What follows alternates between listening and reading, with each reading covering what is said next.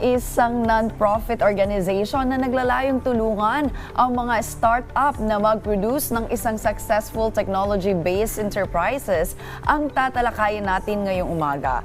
Yan ay ang Laguna State Polytechnic University Agriculture Aquaculture Technology Business Incubator. At para lalo pa natin maunawaan kung ano ba ito, ay makakasama natin ang project leader nito na si Miss Abby Domingo, gayon din ang project manager na si Miss Mean Llamas Barile. Good morning at welcome po sa Rise and Shine Pilipinas. Good morning po! Good morning. Good morning po. Yun. Ma'am Mean, ito po nga na pag-uusapan nating technology-based enterprises, no? Ano po ba ito? Can you give us a short description about this? Yeah, ang Aquaculture Technology Business Incubator, ang pinakapangunahing layunin, simple lang, no?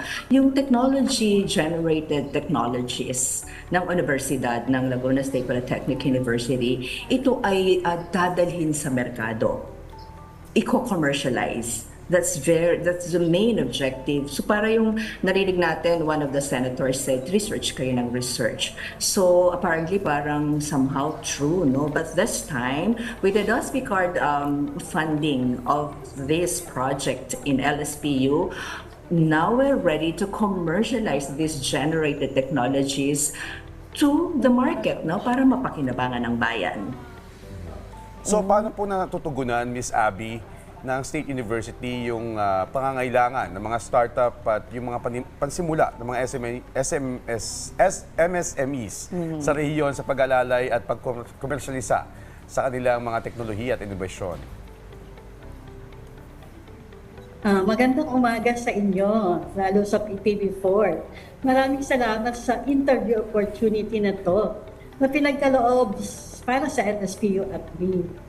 Kung kaya't kahit nga po ako isang mahiyain at isa na sa ganitong pampublikong pakikipagtalastasan, ay ayaw ko ring pakawalan ng opportunity dahil posibleng meron pong nanonood sa atin ngayon na nangangailangan ng ating serbisyo.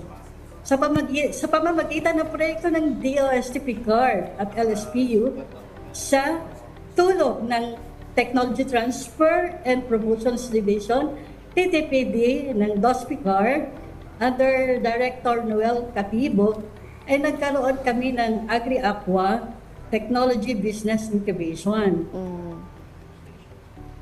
Ang project na ito, na nabanggit ni Ma'am Mean kanina, ay naglalayon na makapagsimula ang mga nagnanais magnegosyo, nabanggit nga niya kanina. Para kaming sa ATB na kaagapay, kaakbay, at nakampi para sa nagsisimulang negosyante upang sila'y matuto, maging matatag at sa kanilang pinapangarap na negosyo. Paano ba natin tutugunan ang kanilang mga pangangailangan? Meron ako ditong in-itemize na 5. So number 1 is through customized mentorship at coaching programs. Nagbibigay kami ng personalized mentorship at coaching bukod sa pangkalahatang curriculum na tinatawag naming basic at advanced incubation program upang gabayan ang mga startups sa pagde-develop ng kanilang produkto at serbisyo. And number 2, access to incubation facilities. Pinarerentahan sa murang halaga or minsan libre pa para magamit nila para sa kanilang processing ng mga produkto. And of course, networking opportunities sa aming mga other stakeholders, potential investor, government employees. Kaya meron kaming tinatawag na co-incubation. Pero later pa yun i-elaborate. So marami tayong pagpipilian ng mga current technologies kasi na ino-offer ng DOSP card ng StarDeck Consortium members. Kagaya ng IPIC Pinas, Markeduke and the like. So also yung market linkages, so nagkakaroon tayo ng malawak na audience ang ating MSMEs. And of course, funding assistance. So yung funding assistance through proposal ay natutulungan natin ang ating mga incubator, proposal. Kumbaga parang endorsement, through endorsement ng LSPU at B. At marami pang iba, no? Ang aming programa ay, kumbaga, parang yun nga, sa puso, personalized. Kung ano ang nakikita namin na pangangailangan ng isang negosyante. So, parang kami yung nag-iisip, kami ang humahanap ng paraan para maibigay sa kanila ang suporta na kailangan. Parang kumbaga, serbisyo ng gobyerno. Tapat sa serbisyo. Opo. Ayun lamang po. Parang kompleto na. Kumbaga, meron na po kayong mga training hanggang funding. Hindi po ba? Ma'am Mean, paano nyo naman po pinapalakas yung, syempre, landyan na po lahat ng efforts ninyo, yung sa pagbubuo po nitong technology na nakabatay po dito sa Agri-Aqua, lalo na po sa pakikipagtulungan nyo po sa iba nyo pa pong stakeholders o partners tulad na lang ng CIET at sa ITSO ng inyong state university po. Yes, so actually parang nasabi na rin ni Ma'am Abby kanina, but if I may add, una, ang proyektong ito as mentioned nga ni Engineer Abby ay initiated and funded ng DOSPI-CARD sa LSPU to boost and strengthen the university's capability na makabuo ng mga research-based technologies in agri-fishery. No? So malaki yung role ng opisina dito to reach this target. Malaki yung role ng opisina dito ng Universidad ng R&D, yung Research and Development Extension na pinangungunahan ni Dr. Agatep. So, madaming ginagawa na pananaliksik para i-strengthen yung R&D kasi ano ang ilalabas natin kung hindi matatag, kung hindi maayos at hindi kwalidad, no, yung ating mga technologies na ginagawa. Like actually, if I just mentioned, no, yung ginawa ng VPRDE ng LSPU na Futures Thinking workshop last, actually 2 weeks ago with the Senate, na talagang dinevelop yung 5-year plan, no, R&D 5-year plan ng universidad. Patungkol sa iba't ibang commodities ng coconut, tilapia, kasi agri-fishery nga, and so many commodities to further develop the technologies. So ito yung mga ginagawa ng universidad para mapaigting itong technology business incubation. No?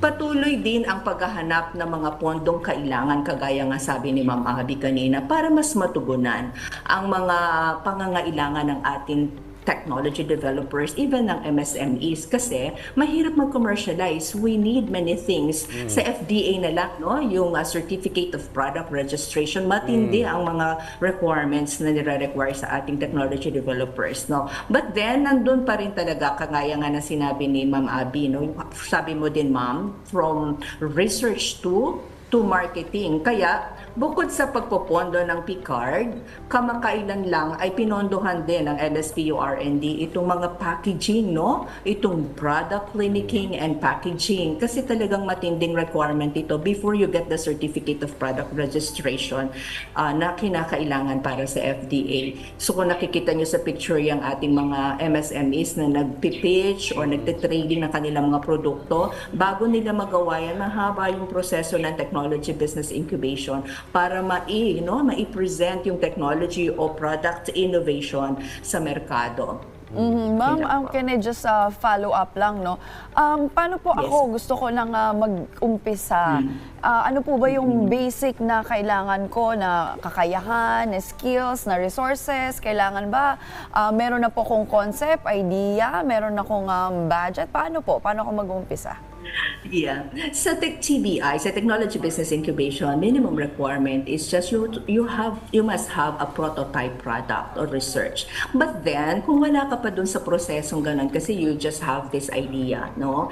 And then, gusto mo talaga magsimula, we have pre-com units to support you, not TBI. We have the IPTBM, we have the ITSU in LSPU, the intellectual property. Iyon yung pre-com. Kung meron ka palang produkto, ba't naisip mo palang, nasa kusina mo palang, pwede mo nang lapitan din ng LSPU. No? Kasi kami, commercialization kami eh. Pag ready ka na, like, ang technology level mo is TRL 3 or 4, meron ka ng prototype, at least meron ka ng clinical or kaunting test, like may antimicrobial test. But kung wala ka pa doon, pwede pa rin kasi you have this, like meron ka ng produkto, no, MSME ka, binibenta mo na to, no? Sa FNF, sabi nga sa friends and family, tinatry mo, and then nakita mo ang tindi ng, ng response ng market, mabili. But you need to have science in your, kasi delikado din kung pagkain ka, di ba? How can I be sure na safe yung food mo? That's where IPTBM comes in, na tutulungan kayong i-precom, like i-subject into product clinicking and packaging, yung mga produkto, like, kasi we have to test, baka may salmonella yan, baka may kung anong bacteria yan, may soap, ganan. Kailangan ma-antidermal test din yan, yung irritation, and hindi yung basta tayo benta lang ng benta, maraming ganyan ngayon, mag-iingat din tayo. But then, we encourage our MSMEs, dumulog kayo sa mga ahensya ng gobyerno, DOST, DTI, ito na nga TBI ng DOSPICART, because we would like to help you, no? Put science, no, put quality in your product so that madali na tayong kumuha ng Certificate of Product Reg ng FDA para madala natin sa iba't iba pang magandang merkado like sa mga malls, and even export your products kasi hindi natin alam baka ang product na pala yung ating Gatorade ng University of Florida. Thank diba? you. Sa Pilipinas. Opo, yes. Alam mo, Thank you Medji, very much, Miss Mea. Alam ko, pag kompleto na yung papel mo, napakadaling lapitan ng ating mga kaibigan dyan sa FDA. Thank you very much, Ma'am Abby and Ma'am Mea, sa pag-share sa amin ng mga mahalagang information about sa agriculture, aquaculture, technology business incubator.